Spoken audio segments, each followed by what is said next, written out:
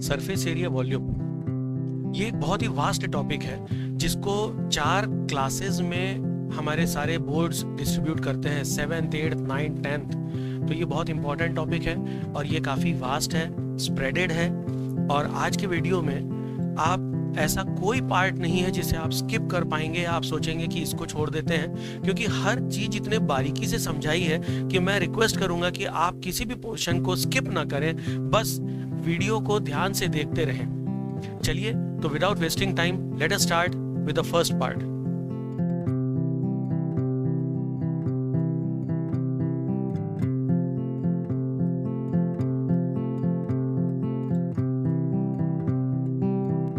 Start with surface area volume, let us try to first understand कि multiplication क्या है।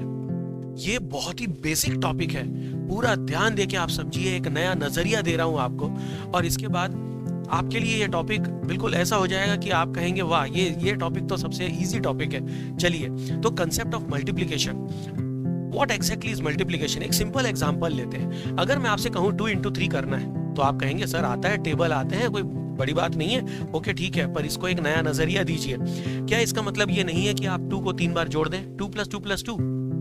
Multiplication actually एक addition है। ओके, इसको देखने का एक और नजरिया, क्या अगर मैं 3 को 2 बार जोड़ दूं तब भी? अच्छा, इन ऑल द केसेस आपका आंसर क्या आने वाला है? It is always equal to 6, और यही आपका आंसर है। ठीक, लेकिन इसमें मैंने नया क्या बता दिया? चलिए अब समझते हैं। मल्टीप्लिकेशन एरिया, मैंने आपको क्या बताया? 2 3 टाइम्स, 3 बार अगर 2 आ रहा है, 2 + 2 + 2। अब यहां देखिए क्या हो रहा है। लेट अस से हमारे पास एक प्लैंक है। ये जो प्लैंक आपको दिखाई दे रहा है, इसकी एक लंबाई है, ठीक है, कितनी है? लेट अस से ये L है। अब इसकी कोई चौड़ाई भी है, ठीक है। देखिए, ये प्लैंक है, ये एक एरिया है। It is not a line. Line की डेफिनेशन कहती है कि ऐसी एक स्ट्रेट लाइन जिसमें कोई विड्थ नहीं है, जिसकी कोई ब्रेड्थ नहीं है, उसे हम लाइन कहते हैं। यहां पर ब्रेड्थ है, और कितनी है? तो let us say this is equal to 1 unit. अब 1 यूनिट का मतलब क्या है? अगर आप सेंटीमीटर ले रहे हैं तो ये 1 सेंटीमीटर है, अगर आप ले रहे हैं मीटर में तो ये 1 मीटर है। तो जो भी है ये 1 है। ये क्या है? 1 यूनिट है, एक है, ठीक है। तो लंबाई आप चाहे जितनी ले ले, लेंथ, इसकी चौड़ाई कितनी हो गई? 1 यूनिट। ठीक, अब अगर मैं ऐसे कुछ और प्लैंक्स को जोड़ता जाऊं, 2 3 4 5 6 7, चलिए 8 जोड़ लिए। अब आप देखिए कि ओवरऑल हुआ क्या। यहां पर जो एक प्लैंक हमने लिया था उसके हिसाब से हमने यहाँ यूनिट 1 लिख दी थी, लेकिन अब क्या हो गया है? ये थ्रू आउट इसकी जो पूरी लंबाई है उसे हम देख रहे हैं, और ये कितनी हो जाएगी? चूंकि 8 है तो 8 हो जाएगी। बनी बात है, 1 + 1 + 1 + 1 कितनी बार हुआ? 8 बार। तो ये इतना पूरा लंबा कितना हो गया? This is 8। ओके, ये 8 हुआ, और ये है L। अब अगर मैं आपसे कहूं प्लैंक लिए हैं, कितने लिए हैं? 8 लिए हैं, तो 8 × L ये क्या होगा? 8 × L क्या होगा? अब आपके दिमाग में आ रही है बात, एरिया मल्टीप्लिकेशन का फंडा कैसे है। देखिए, ब्रेड्थ कितनी बार आ गई? ये जोड़ के आपने L × इसकी एक बार ब्रेड्थ, फिर ये 2nd 3rd 4th 5th 6th करते हुए आपने 8 बार जोड़ दिया, है ना? बात समझ में आई? तो 8 बार अगर ब्रेड्थ है तो लंबाई से मल्टीप्लाई होके क्या देगा?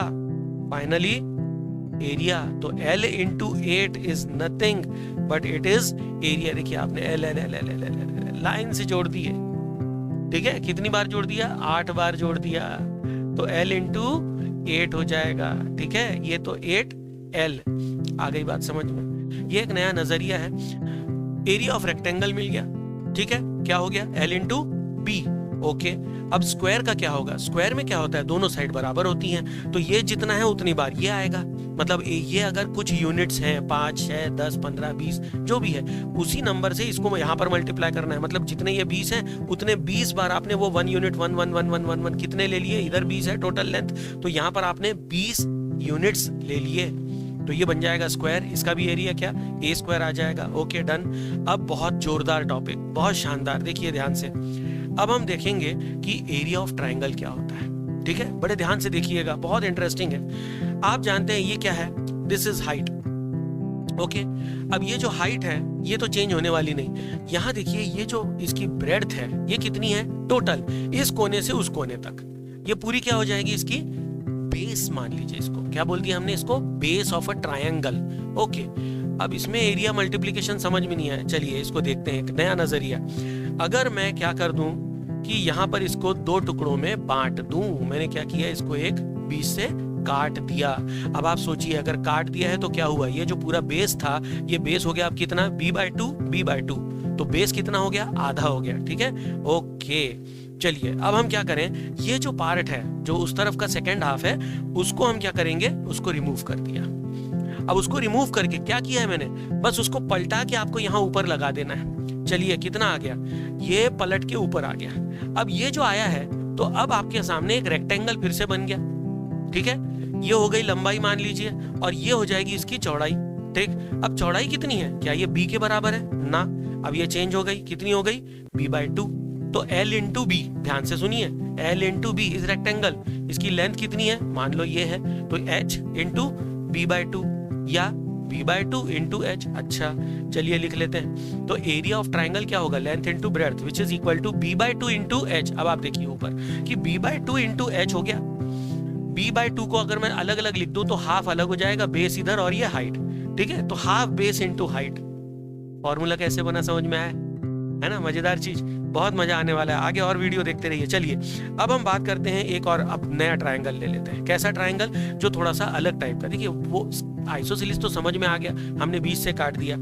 अब एक ट्रायंगल ऐसा लेते हैं, लेट अस से कि इसको मैं यहाँ से अभी भी सेंटर से ही इसके दो टुकड़े कर देता हूँ। ठीक है ये मैंने इसके दो टुकड़े कर दिए। अब आप सोचिए क्या हो रहा है, ये जो एक हिस्सा है इसका, कौन सा, यहाँ वाला ये हिस्सा, अब इसके मैं दो टुकड़े बराबर करता हूं बीच से। कैसे, तो यहां से हमने इसको ऐसा काट दिया। अब ये जो हमने काटा है इस पार्ट को आप हटाएंगे, रिमूव करेंगे और इसे आप लगा देंगे यहां ऊपर, यहां लगा दिया, मतलब this part is now removed and attached here. Similarly आप इस पार्ट को भी आधा काट दें, दूसरे वाले को ये काट दिया मैंने और इसको लगा दिया ऊपर। तो ये जो पार्ट है यहाँ वाला, इसको रिमूव करके इधर लगा दिया, अब फिर से रेक्टेंगल बन गया। अब आप सोचिए कि यहाँ जो डायग्राम हमने बनाया इसमें बीच से तो काटा ठीक है, पर जिस पार्ट को हमने लिया उसका आधा लिया, इधर से भी जो पार्ट लिया उसका आधा लिया, तो इधर का आधा उधर का आधा, मतलब टोटल बेस का आधा हुआ, तो हाफ बेस हो गया। और हाइट अभी भी उतनी ही है, हाइट में कोई चेंज नहीं है, तो फिर से वही फॉर्मूला लग जाएगा, हाफ बेस इनटू हाइट। चलिए आई होप आपको समझ में आ गया है। अगर ये पार्ट नहीं आया तो आप पिछला वाला पार्ट एक बार देखिए जिसमें ट्रायंगल हमने पूरा एनिमेशन में दिखाया है, आपको समझ में आ जाएगा। चलिए तो ये हो गया area of triangle. I hope मजा आ रहा है आपको, आनंद लीजिए, आगे बढ़िए। Now under area of parallelogram आप देखिए ये जो पैरेललोग्राम है इसमें क्या क्या मिलता है हमें, एक तो बेस पूरा मिल जाएगा और हाइट मिल जाएगी। तो we have base and height. Height क्यों चाहिए, क्योंकि दो पैरेलल्स के बीच में जो डिस्टेंस है वो हाइट है और इसका फॉर्मूला होता है बेस इनटू हाइट। पर ये क्यों होता है, चलिए वो भी समझते हैं। बेस इनटू हाइट इसलिए होता है क्योंकि ये हिस्सा कटा और इधर अटैच हो गया, बस तो हो गया क्या, आ गया समझ में, लेंथ इनटू ब्रेड्थ फिर से लग जाएगा and you will get base into height. चलिए ये हो गया parallelogram. Now area of parallelogram, yes base into height, correct. चलिए अब हम देखते हैं कि एरिया ऑफ ट्रेपेजियम कैसे निकलता है। ट्रेपेजियम में वही पुराना कंसेप्ट आएगा जो मैंने आपको एक स्केलिन ट्रायंगल का बताया था। यहां से एक मैंने लाइन बना दी और यहां से एक लाइन बना दी। ओके अब हम काटने का काम करेंगे। आप देखिए उधर वाले एक ट्रायंगल और इस तरफ वाला ट्रायंगल, ये दोनों ट्रायंगलों को मैं बीच से बराबर काटने वाला हूं और वही फंडा लगेगा कि एक तरफ से काटा दूसरी तरफ अटैच किया, तो इसको यहां से हमने काट दिया। ओके बहुत बढ़िया। यहां से जब हम काटेंगे तो ये पार्ट कटा और इधर अटैच हो गया, ठीक है। सिमिलरली आप यहां से इसको काटिए बिल्कुल बीच से, मैं कोशिश कर रहा हूं बनाने की, अगर थोड़ा सा ह्यूमन एरर हो जाए तो आप लोग भावनाओं को समझेंगे। एंड ये पार्ट कट के इधर अटैच हो गया। अब सोचिए क्या हुआ, आप कायदे से सोचेंगे तो आपको समझ में आएगा, ऊपर का पार्ट जो है लेटस से उसको हमने ए लिख दिया, नीचे को बी लिख दिया, ए प्लस बी का एवरेज हो गया ना। एवरेज क्या होता है? दोनों के बीच का। तो ना तो ये छोटी वाली साइड रही ना ये बड़ी वाली साइड रही, बड़ी और छोटी दोनों का एवरेज निकल गया और अब हमारे पास एक रेक्टेंगल तैयार हो गया है। और ये रेक्टेंगल कैसा है? इसकी लेंथ एक्चुअली क्या हो गई है? हाफ ए प्लस बी, ए ऊपर वाली साइड बी नीचे वाली मान लीजिए। तो ये हो गया ऊपर का ए यहां से यहां तक और बी पूरा यहां से यहां तक, ए प्लस बी इसका एवरेज। बिल्कुल ठीक। तो एवरेज कहां से कहां तक आएगा? ये जो पार्ट है जिसको मैंने वेव्स में बताया है, this is average of A and B, ठीक, multiplied by height. Okay, that is what is our formula. तो वही फॉर्मूला ऊपर लिखा है कि half A plus B into H, length into breadth. अभी भी वही चल रहा है, कंसेप्ट वही है, ठीक है। तो आई होप आप इसको विजुअलाइज कर पा रहे हैं। चलिए अब हम देखते हैं इसी के साथ रोम्बस। तो ये स्ट्रक्चर रोम्बस का है, बिल्कुल सही। रोम्बस में दो चीजें होती हैं। क्या क्या होती हैं? मतलब डायगोनल तो ऑफ कोर्स है, एक तो साइड है, ऑल साइड्स आर इक्वल। दूसरी बात है इसमें डायगोनल है, एक डायगोनल यहां से जा रहा है, ठीक है, ये एक डायगोनल ये जा रहा है, तो देयर आर टू डायगोनल। तो ये जो लंबा वाला आ रहा है इसको हम ले लेते हैं D1 डायगोनल 1 और इसको ले लेते हैं डायगोनल 2। अब आप देखिए मैं इस रोम्बस को कैसे काटता हूं। ये काट दिया मैंने रोम्बस को एक तरफ से ये, और ये जो पीस है यहां से कट के ये जाएगा इधर, ठीक है, और ये अटैच हो गया कुछ इस तरह से। कोई दिक्कत? अब इसका सेकंड पीस, ये वाला जो पास का पीस है, ये कटेगा और उधर ऊपर का अटैच हो जाएगा। चलिए, और इस पूरे के दौरान हुआ क्या है, ध्यान से देखिए, ये जो डायगोनल है ये डायगोनल कट के आधी हो गई, ये डायगोनल कट के आधी हो गई, ठीक है। तो D1 अब हाफ हो गया। ओके, ये देखिए ये D1 हाफ हो गया। ओके, तो ये कितनी हो गई लंबाई? अब ये हो गई हाफ D1, ठीक है, L into B, half D1 into D2। भाई ये कहां चेंज हुआ? आ रहा समझ में? ठीक है। So this is half D1 D2 और ये रोम्बस का एरिया हो गया, ठीक। अब हम चलते हैं सर्कल पे।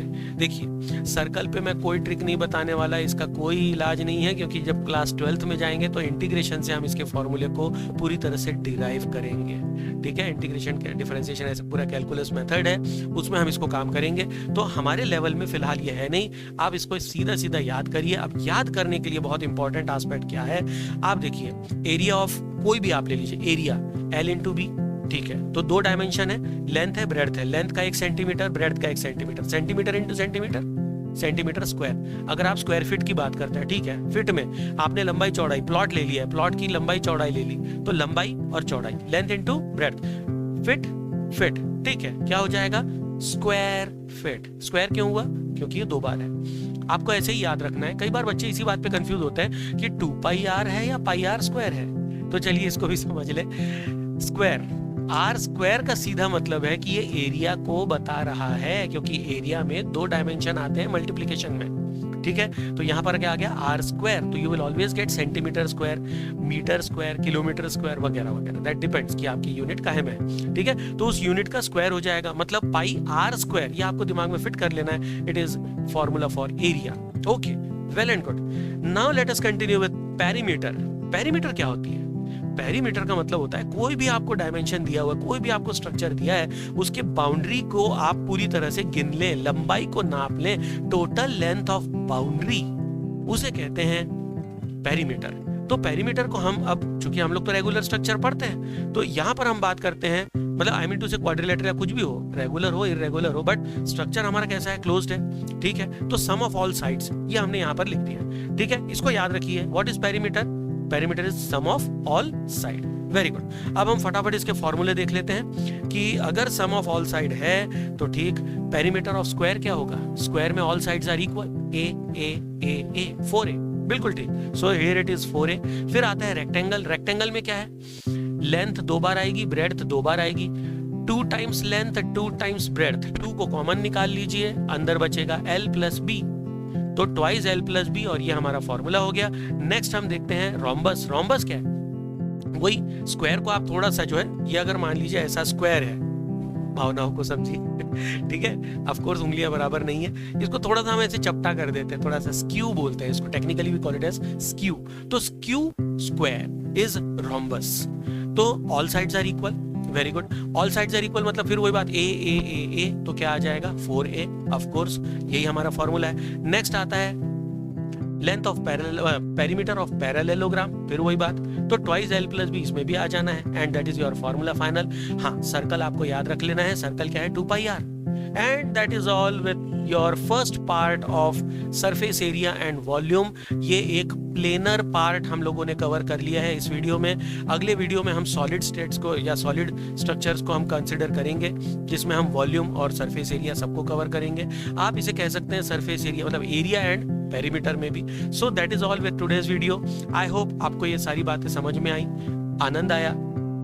अगर आपको पसंद आ रहा है, लाइक करें, शेयर करें, सब्सक्राइब करें, कमेंट करें। आपके कमेंट के हिसाब से ही हम आपको वीडियोस देते हैं। आपके कमेंट्स आते हैं तो हमें भी बड़ा अच्छा लगता है। Okay, so that is all with today's video. Thank you students, take care, God bless you, Jai Hind, Vande Mataram, खुश रहें।